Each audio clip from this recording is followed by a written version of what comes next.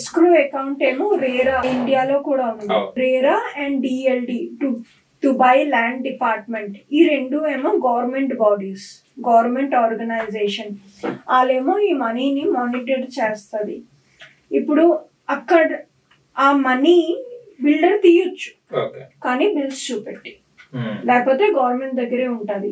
రేపు ఆ builder పారిపోయినా government ఈ మనీ తీసి ఎవరు ఇచ్చారో వాళ్ళకి రిటర్న్ చేస్తుంది, లేకపోతే వేరే దగ్గర ఇల్లు ఇప్పిస్తుంది. సో ఇదంతా చాలా జెన్యున్ దుబాయ్ లో. అందుకే నాకు కూడా ఒక మనిషికి ఇల్లు అమ్మాలన్నా భయం అయ్యేది. ఇప్పుడు ఫేస్ మనమే కదా ఇల్లు అమ్మడానికి.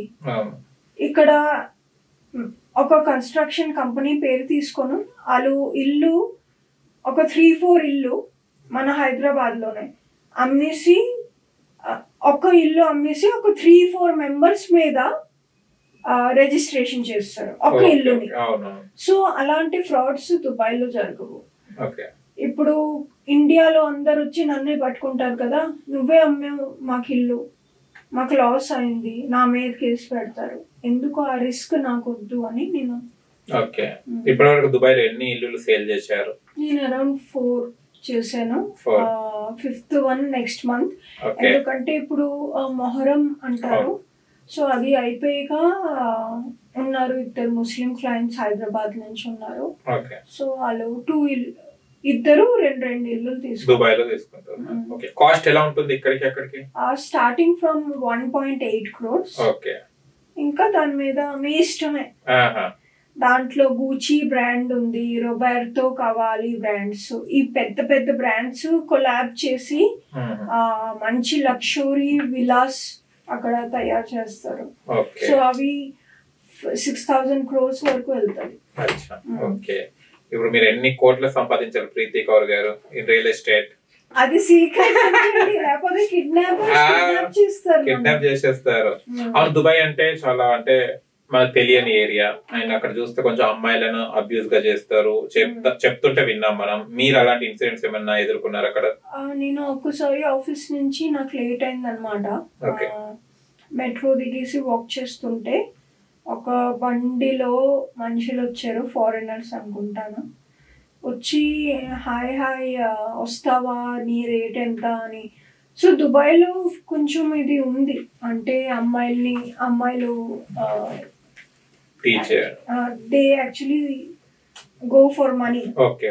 సో అందరు అమ్మాయిల్ని అలా అనుకున్నారేమో అనిపించింది, కానీ అమ్మాయిలకి ఆ సిటీ చాలా సేఫ్. ఎందుకంటే వాళ్ళు ఫోర్స్ చేయరు, అడుగుతారు. మీరు ఎస్ అంటే ఎస్, నో అంటే నో, కానీ రేప్ అయితే అవ్వదు అక్కడ. మీరు మిడ్ నైట్ ఎప్పుడైనా మీరు వాక్ చేయండి, అస్సలు మీరు చాలా సేఫ్. దుబాయ్ లో మీరు వెళ్ళిన కంట్రీస్ లో బెస్ట్ కంట్రీ ఏది అనిపించింది మీకు? నాకు చాలా బ్యూటిఫుల్ అనిపించింది ఇస్తాన్బుల్, టర్కీ. అక్కడ బ్లూ మాస్క్ వెళ్ళాను, చాలా అందంగా ఉంది. సో అది డెఫినెట్లీ మళ్ళీ వెళ్దాం అనుకుంటున్నాను. ఓన్లీ దుబాయ్ లోనే చేస్తారు రియల్ ఎస్టేట్? వేరే కంట్రీస్ లో కూడా చేస్తుంటారు? Only Dubai. ఎలా కన్సల్ట్ అయ్యారు ఫస్ట్ మీరు దుబాయ్ ని? అసలు రియల్ ఎస్టేట్ చేస్తే పైసలు వస్తాయి, మంచిగా ఉండొచ్చు అని ఎవరు చెప్పారు మీకు థాట్? నేను చాలా రీల్స్ చూసేదాన్ని, దుబాయ్ రియల్ ఎస్టేట్ రీల్స్ చూసేదాన్ని. అండ్ నాకు అనిపించేది ఇది నేను కూడా చేయగలను కదా, నాకు స్పీకింగ్ స్కిల్స్ ఉన్నాయి, మంచిగా కమ్యూనికేట్ చేస్తాను, కన్విన్సింగ్ పవర్స్ ఉన్నాయి, సేల్స్లో మంచిగా చేయగలను. సో నేను ఒక 1 year ట్రై చేశాను. అంటే దుబాయ్ ఎక్స్పీరియన్స్ లేకపోతే అంత ఈజీగా జాబ్ రాదు అక్కడ. సో 1 year ట్రై చేసి ఫ్రీలాన్స్గా చేస్తూ ఉన్నాను. చేసాక ఆ ఎక్స్పీరియన్స్ని పెట్టి ఒక కంపెనీలో నాకు జాబ్ వచ్చింది. జాబ్ వచ్చాక వాళ్ళు మొత్తం ట్రైనింగ్ ఇచ్చారు, దుబాయ్ మ్యాప్ అంతా. అంటే ఒక ఇల్లు అమ్మడానికి దాని లొకేషన్, ఆ లొకేషన్లో పర్ స్క్వేర్ ఫీట్ ఎంత రేటో అవన్నీ తెలియదు కదా. సో ఆ ట్రైనింగ్ ఇచ్చారు. So it's good now. For more updates, like, comment, subscribe to our channel. Hey darlings, గంటని click చేయడం మర్చిపోకండి.